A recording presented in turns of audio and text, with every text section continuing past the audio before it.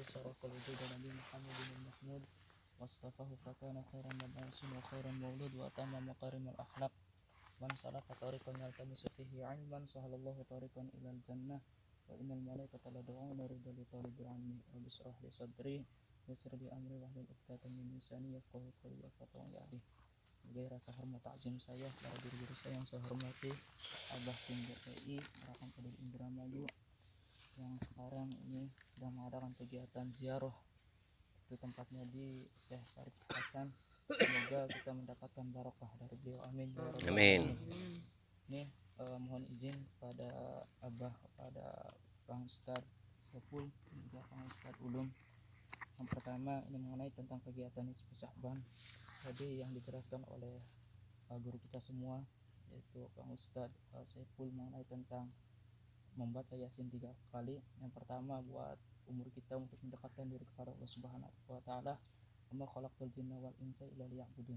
Tidak diciptakan manusia dan jin kecuali untuk beribadah kepada Allah Subhanahu wa taala.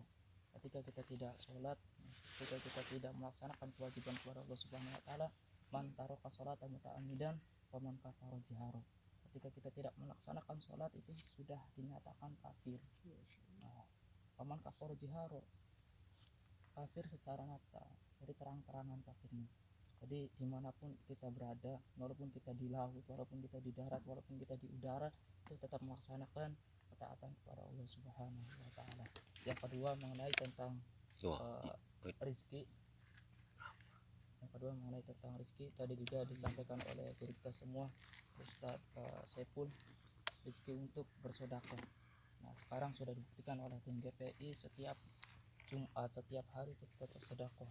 Wa anfiqu mimma razaqnakum min qabli ayati ahadakumul mautu fa yaqulu rabbi laula akhartani ila ajalin qarib. Ya, dan infakkanlah apa yang telah kami berikan sebelum kematian itu datang kepadamu. Lalu dia berkata dengan nada penuh penyesalan, sekiranya engkau memberikan satu hari saja buat hidup lagi, maka aku akan fasodaku aku minas solihin, maka aku akan sodako, aku termasuk orang yang soleh.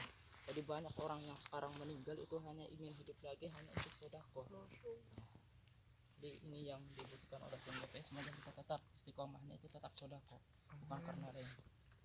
Yang terakhir ini adalah bukti nyata kita, ya, ziarah ke makam-makam seperti Syekh Syarif Hasan. Ini bukti kita cinta kepada ulama-ulama kita.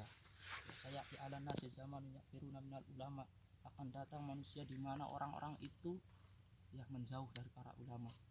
Wajah kita lihumullah ta'ala bisalasin. Ketika zaman itu datang, maka Allah itu akan memberikan 3 cobaan. Yang pertama ulahatul faul barokah min tasbih, hilangnya keberkahan kepada kita. Jadi kita melakukan pekerjaan apapun itu tidak ada barokahnya ketika kita jauh dengan ulama. Sallallahu alaihi sultanan zaliman. Yang kedua itu akan memberikan pemimpin-pemimpin yang zalim. Pemimpin yang zalim ya seperti itulah yang tidak bisa dijelaskan tetapi nyata gitu perbuatannya. Yang ketiga yakhruju min dunya bighairi iman, ya, hidup tanpa menggunakan iman.